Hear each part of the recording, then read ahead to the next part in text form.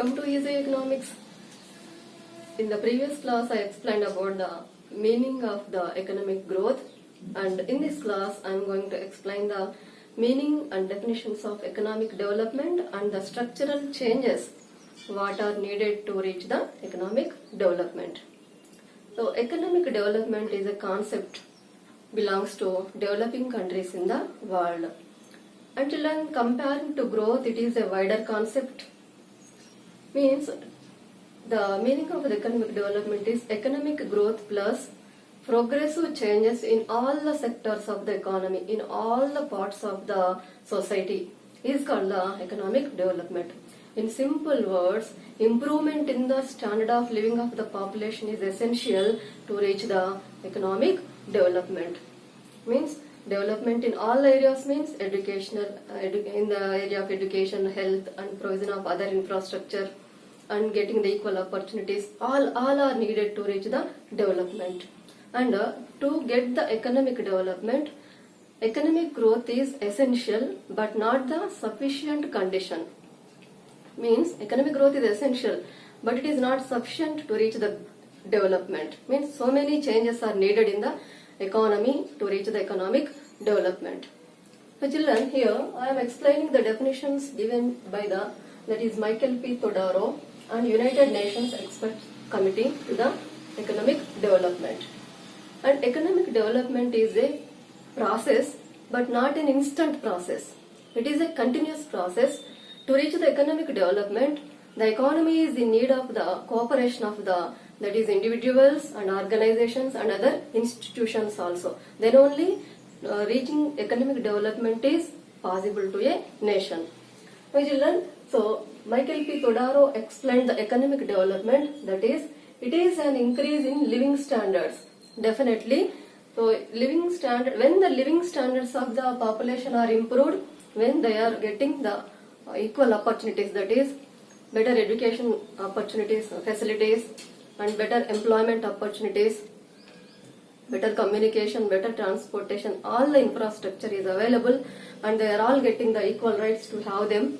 So, and employment is more, when poverty is eradicated, automatically the living standards of the public will be improved.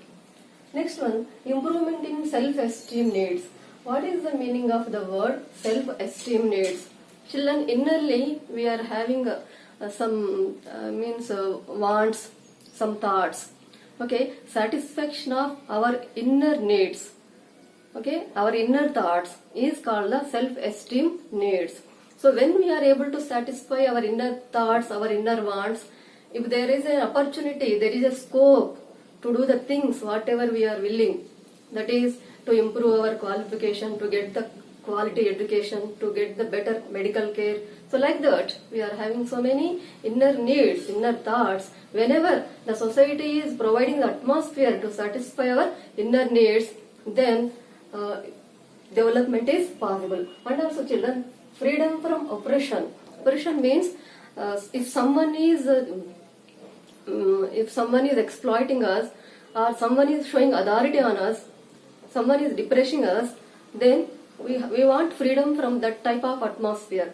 Means freedom is needed to all the people in the society to do the things what they are willing to do. So freedom of choice. So if for example they want to improve their qualification, yes, they have to do it. The society have to provide opportunity to them to do that, to improve their qualification. If they are doing the better job, willing to do the better job, society have to provide that type of opportunity to them. Like that freedom to decide the things what they are do legally. Okay, what are permitted by the state. Okay, equal opportunities to all irrespective of caste, religion, like that children. If all are provided, then that is called development. Okay, first of all, and according to Amartya Sen, Indian economist also, when freedom is given to the public in the society, automatically the economy will be developed. Freedom to choose means any occupation, freedom to choose that is the courses in the education, freedom to participate in the politics, okay, freedom to earn the money, to engage in the economic activities. When all are given, definitely the society will be developed. Right, children? So this is the Todaro's definition. And second one, United Nations Expert Committee also defined economic development, that is, development concerns with not only man's material needs. Not only material needs means by we are satisfying our wants by using the goods, okay? But also the improvement of the social conditions of his life. So there must be an improvement in the social condition of the individual's life is needed. So when our social condition will be improved, whenever it is possible, whenever there is including growth, there is a change in social, cultural and institutional aspects and economic aspects, then it is possible. Social aspects means the change in the attitude of the people. Okay, they have to accept the modern changes. And in the society, the nation also have to give the equal opportunities to all. Next one, cultural. Okay, based on our religion, we are following some cultural aspects. So we have to, we must follow, but we have to adopt the modern methodology to accept any change. Okay, and institutional means children here, financial institutions, that is industrial concerns, and also the corporate entities. There will be an increase in the financial and corporate entities and the number of industries. So whenever there will be a change in the institutional sector, when the number of corporate entities are established, number of industries are established, and number of financial institutions are established by the government, so there is a scope for the development. Employment is provided, poverty is eradicated. And also the and economic changes also needed, means providing education facilities and providing employment to the public to earn the money to meet their needs. Government has to try to increase the purchasing power in the hands of the public. Yes. Okay, children, these type of changes are needed to get the economic development. And economic development is nothing but including economic growth. There is an improvement in the life expectancy. Life expectancy at birth means how many days does the person is living. Okay, so it is very high in developed countries, very low in developing countries. Just like India, it is more than 60 only. In foreign countries, it is more than 80 years they are living. Okay, so whenever the better facilities are provided, that is nutritious food, better medical care, better sanitation, then the life expectancy of the population will be improved. And improving the literacy rate, eradicating poverty, eradicating unemployment, and providing equal opportunities, providing better education, okay, and protecting the environment from the pollution, okay, children, and reducing the inequalities in the income. Means the total national income in our India is generally grabbed by nearly 10 to 20% of the richest families. Okay, remaining 80% of the population are getting lower share from the national income. So this is called the income inequalities. So first a country has to remove that is reduce the income inequalities. Then only development is possible. Okay, and a country has to improve its technology. It has to adopt the modern techniques in the production of the goods. Like that, children, if all the improvements are made by the economy, if all the changes are brought by the nation, so then only development is possible. And also, children, growth means increase in real per capita or increase in real output. So with the increase in the national income, income inequality is also growing in the economy. It is not considered as development. It is only growth. Whenever the fruits of that is development are available to all the people in the society, then only it is called the development. Okay, children? Now, to reach the economic development, some structural changes in the economy are needed. So, structural changes in economic development. In the process of economic development, the economy will experience some structural changes.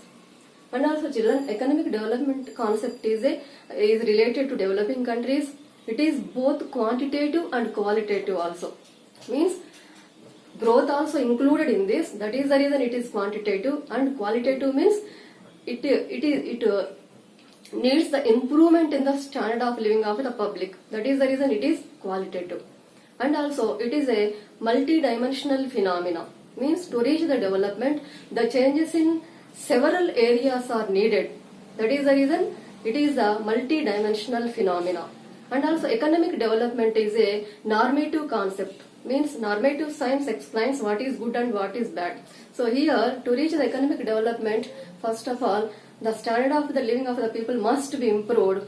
So it means increasing the welfare of the society or public is needed. So hence it is a normative concept also.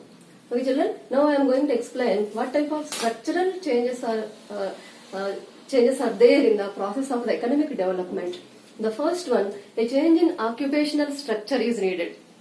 So first you have to know what is the occupational structure. Already you know the definition of the labor force. Above 15, below 60-year age group population are called labor force.